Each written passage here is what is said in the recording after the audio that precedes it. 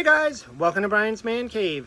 So today I want to talk, well, I've been talking about this for a little while now, talking about the, some of the new retro systems that are coming out. Specifically, I was talking about the Atari VCS Plus and how, there's all different things. Like, from what I'm starting to see, there's a lot of products coming out. And on one of my videos, I saw a comment, and someone was like, the comment was, waiting for the next crash. And I thought that was kind of funny, because, we always talk, especially retro gamers, we always like to talk about the North American video game crash. And I always say it's North American because I don't believe it happened in Europe. They were still gaming on the whole time with their computer systems and stuff. It was here where it was the Atari and Television, ColecoVision, and plenty of others that just kind of, there's a lot of reasons why it happened. What we call now shovelware, or just, really bad, crappy games, too many games coming out. Everybody had their hand in the pot. Toothpaste companies were making games, that type of stuff, dog food. And there wasn't a lot of quality control. And, there's a lot of reasons. But anyways, we moved on from that. Nintendo came out in North America and things changed. And we were kind of going through this, we had Nintendo, we had Sega, and then we had PlayStation and Xbox and Jaguar and all kinds of systems still came out. Nintendo was going strong with the 64, and then the GameCube, and then the Wii, and the Switch. So, we've been going through this phase of all these systems. But now what I'm starting to see, and I'm starting to see a lot of these videos of all these various retro gaming units. I don't know, you can call them consoles. So, they're not the same consoles that we had in the past. A lot of them are not. Most of them are like a plug and play. And I started making a list of what there is. Because there's a lot. I mean, there's these things all over the place. You go into any store, almost every store, it sells something like this. This is the little mini Qbert machine, plays Qbert. But I just did a little list for fun. So we got the Evercade, which is a pretty cool looking system. And I mean, I've been tempted by it. I don't have one. A lot of my buddies do, but I don't have one. And we have the Gamestation Pro, which I believe just launched. I've been seeing photos of it. I believe on Costco shelves and stuff like that, you can actually buy them off the shelf right now.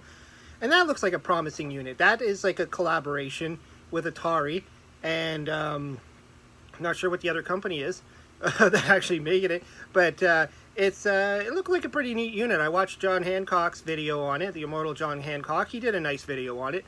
It looks pretty good. I mean, it's very similar to what the other Atari system, the 2600 Plus, which it plays original Atari 2600 games to a point.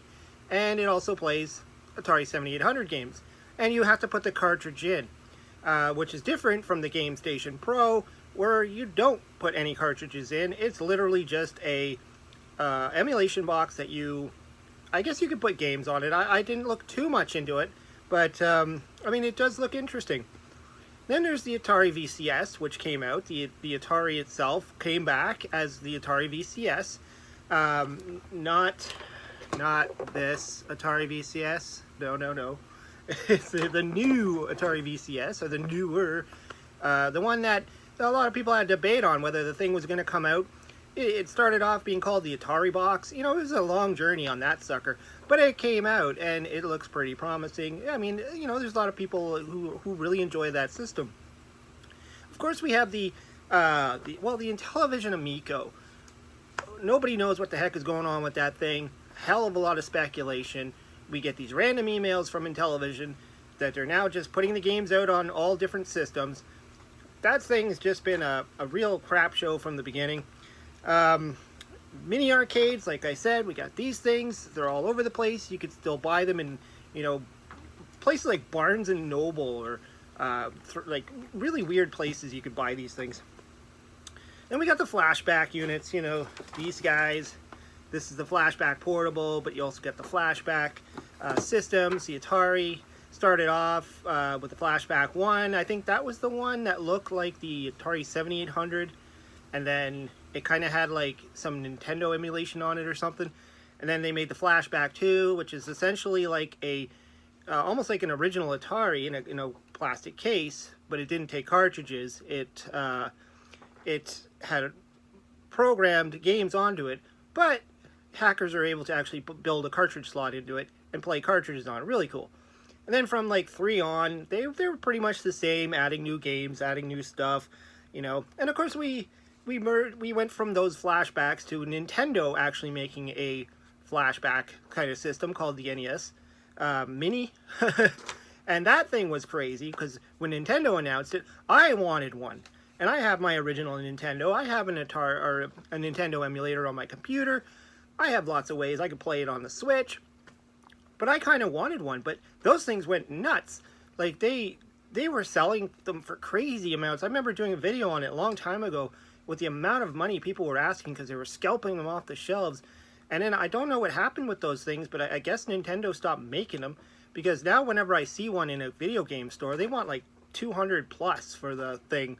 And I'm like, forget it. You know, it's just an emulation box. And then there was the Sega one as well. And so, I mean, right there, my notes right here, all these little emulation systems. And I don't think there's any reason for it to stop. I mean, we got the arcade one-ups, you know, the big, huge arcade machines that people are buying. And you know, we're just lapping this stuff up. We're buying this stuff as it comes out. And a lot of them play the exact same games over and over and over again. Even this Atari Gamestation Pro thing, a lot of the games on there are just the standard Atari games that you get with these flashbacks. A lot of them are. It's a lot of the games that maybe a lot of people don't even play. From what I saw from John Hancock's video, like the 7800 titles were kind of meh. I mean, there was Food Fight, which is a good game, but a lot of them were just, I wouldn't play it. A lot of the sports titles, none of the Activision games, I don't believe any of them made it on there, which, you know, that's something that the flashback units eventually got into was, hey, we got to start throwing the good games on. We got to start throwing Pitfall on here. And, you know, but then again, you know, every year the new flashback come out, the same list of 100 games, you know, maybe it'll be 101 next year. And then a lot of it's like shovelware, or not shovelware, but games that most people probably don't play. So where are we going to go with this? I mean, this is just, you know, retro stuff coming back. You know, we're buying it. Us older guys who played all this stuff when we were kids probably still have the original hardware like I do. Like I got my Atari, I got my Nintendo, I got my Sega. You know, it's one thing to have these like little systems that are easier to connect to your newer TV. Although that was some of the problems with the flashback systems. The at-games flashbacks, a lot of them, it was the RCA cables, which people weren't really keen on. They want HDMI, which I believe the Nintendo one, the NES Mini, used the HDMI. Because, you know, we're hooking these up to the brand new flat screen TVs. We want to get the best quality and yada yada. So the question is this stuff going to crash? I even had someone asking me on one of my videos what I thought was the value of these flashback things. Are they going to go up in value? Things like the ColecoVision flashback and the Intellivision flashback, because they only made one run of those. Each one of those systems, they only did a single run, as far as I know. They did their run and then they disappeared off the shelf.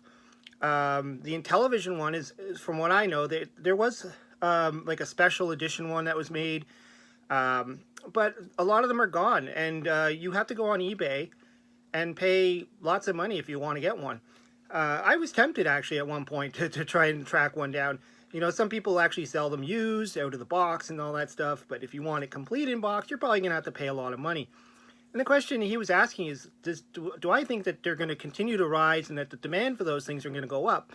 And I almost don't know how to answer that question, because there's so much coming out that does the same thing that almost looks better. I mean, the Atari VCS, this Atari Gamestation Pro, and then who knows what's next? They're going to make another one maybe with a cartridge slot, or, you know, there's ways to improve them through firmware updates and stuff like that. Better controllers. They're offering the controllers now. The Atari controllers are coming back. They're brand new Atari controllers. So if you don't have your original, your old school Atari controller, you can get one of the new ones, and the paddle controllers. So a lot of it's coming back. And so I don't know what's going to happen with a lot of the flashback systems and stuff. But at some point, we're just going to be so inundated with so much retro stuff all over the place. Something's got to give at some point. Or maybe not. Maybe we're just going to keep having it. And, you know, at some point, the fourth or third generation of systems needs to start coming back too, you know. We need to start getting back more Genesis systems and PlayStations and stuff. I mean, we did have the PlayStation Mini. I remember when that came out. I think a lot of people bought that and they just like literally erased what was on there and just put their own crap on it. I don't know. I never bought into that system at all. But yeah, it's kind of interesting. Where are we going? And could we go to another crash, another like retro gaming crash? I don't know if we will. I think that these are all small independent companies doing this. But it's going to be fun to see what happens regardless. Anyways, let me know what you think. Throw some comments down below. Hope you subscribe. Talk to you later.